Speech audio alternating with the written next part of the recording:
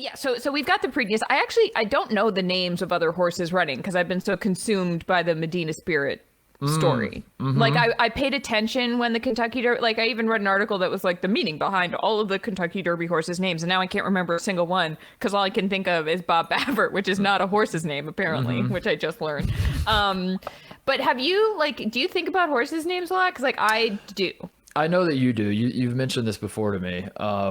I do from time to time, but then I had this epiphany because you asked me to come prepared with some horse names, and Spoiler alert. spoiler alert, I might have asked you to do that. I was putting together a list of things I would name a horse, and I realized you can literally name a horse anything.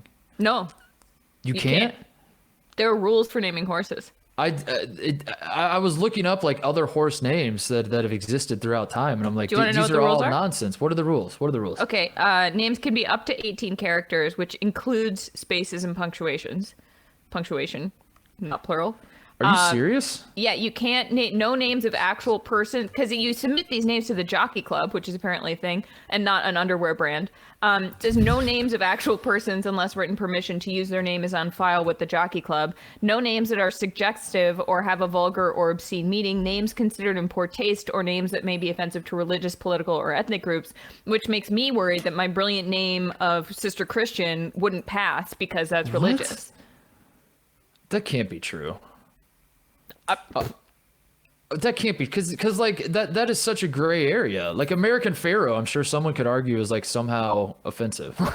Yeah, for sure. But like anybody who's on the Jockey Club registry is going to be like, yeah, that's fine. Like you have to remember the people that these are going up in front of, there's still people who have to judge them. So I'm assuming they're all like white guys in Kentucky who are going to be like, most of these things are fine. I don't like this. Can I out of the gate? There's a little horse racing. Ooh.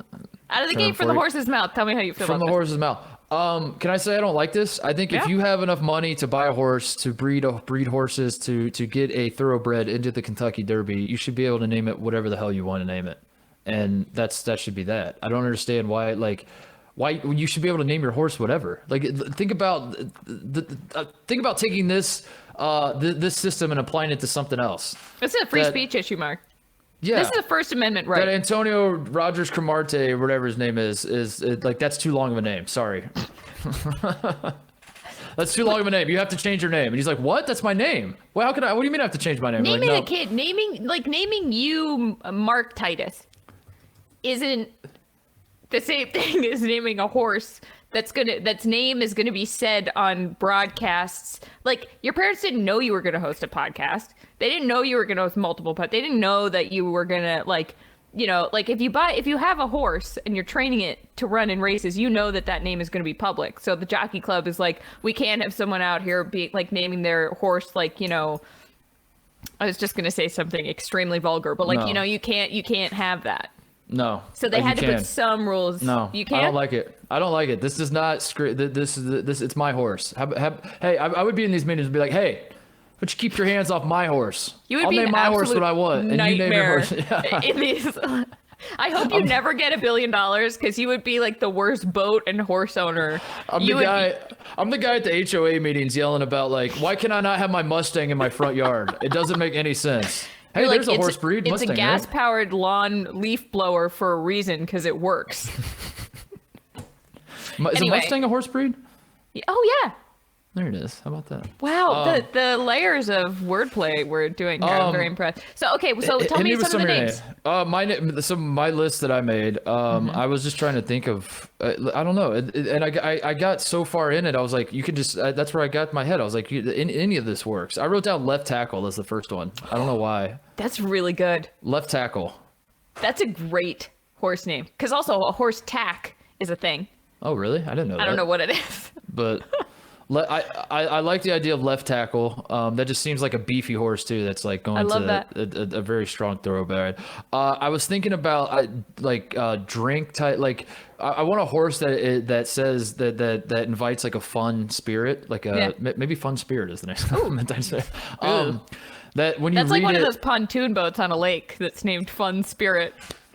Here's a question for you. Because I wrote this down. What is the difference between strategy for naming a horse and naming a boat?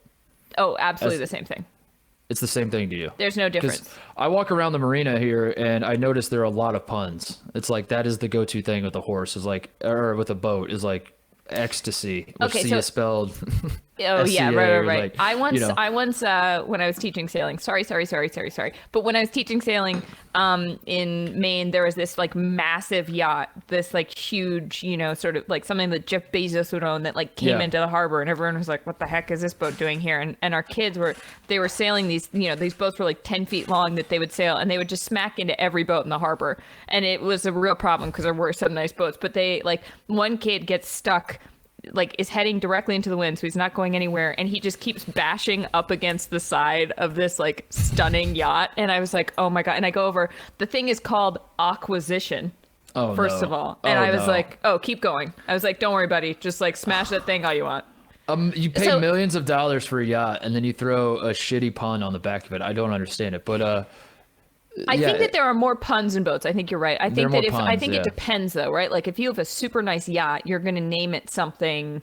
You're going to try, unless you're a total asshole, like whoever owns Acquisition. If you know who owns that boat, email us, by the way.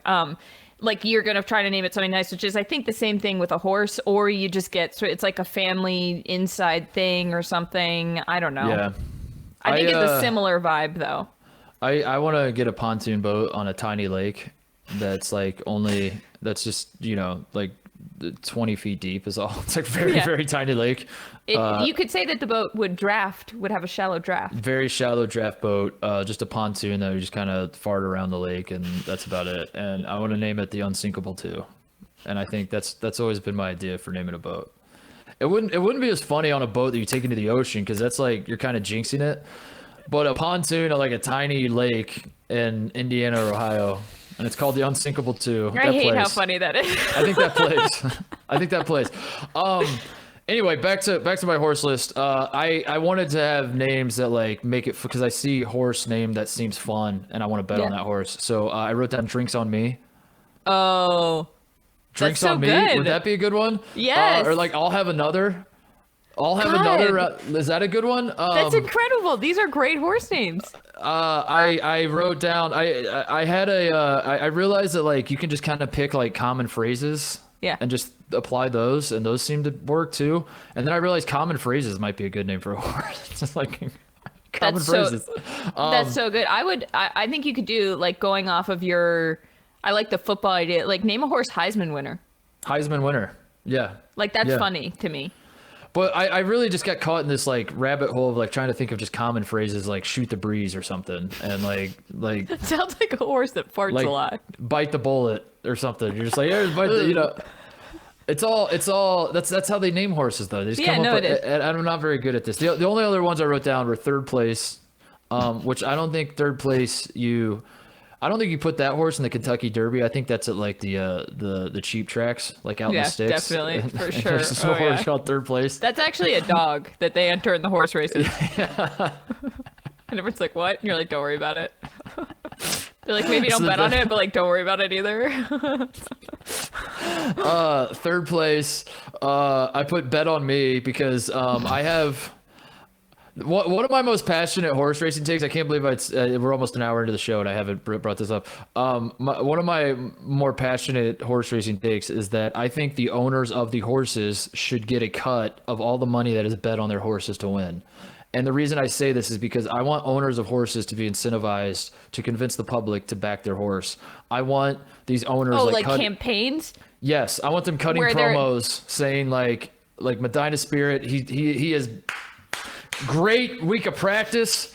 We're winning this thing. They're talking smack to each other. And so everyone's like throwing money on their horse and then they get a cut of it. You know what I mean? Like I want these guys incentivized I think NFL owners should also do this. Like I want to see Jerry Jones cut a promo saying like bet on the Cowboys. Bet on the Cowboys. We're going to win. We're going to win the Super Bowl. Like why would you not bet on us? I don't understand it. And then everyone bets on the Cowboys and they lose in the first round of the playoffs.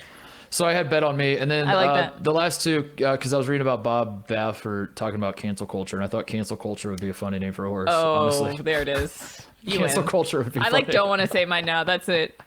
Okay, so here's what we're gonna do. The people are gonna email us. We're gonna have a People Sports Podcast Venmo. Everybody who listens is gonna Venmo us like between $1 and $7, and we're gonna save up, and we're gonna buy a horse and name it Cancel Culture. Name it Cancel Culture. Yeah. And enter it into the Derby. Oh, the last one. I had one more. The last one was Dave.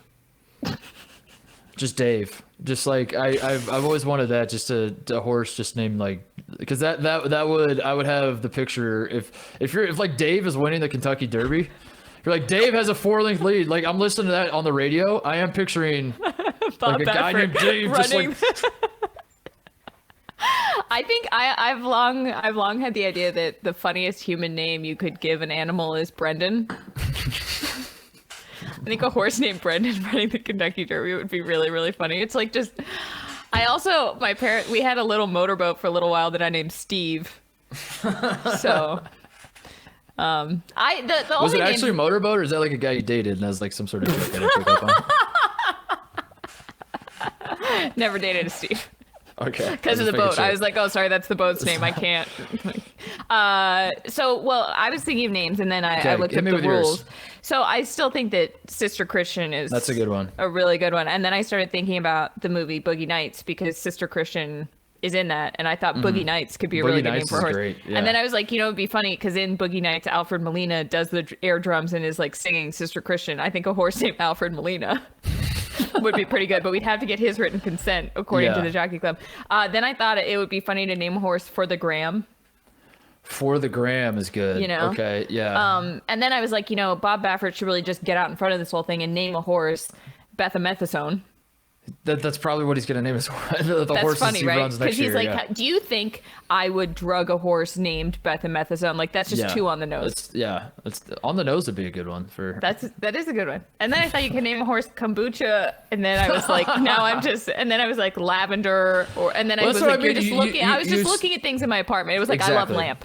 Exactly. That's exactly what I ended up doing too. I saw a bottle of kombucha on the table, and I was like, "There's a horse name." There's a horse name, and I think that's how it works. I think that's exactly how a horse is. Here's my horse microphone. Is there anything else before we get to our list? I had Jockey Trivia for you. I had that written down. Oh wow! According to CareerTrend.com, the average height of a jockey is what? What would you say? 4'11". It says between 4'10" and 5'6", which tells me Career Trend doesn't understand how averages work, because I think you have to like pick a number. I trust CelebrityNetWorth.com more than CareerTrend.com. Yeah, so I guess they're like, if you average their averages, they say 5'2". What is the average weight? 98 pounds. Between 108 and 118. But 98 that's wow. You really are picturing a very small man. 4'11", 98 pounds. Oh my god. I'm bad with measurements.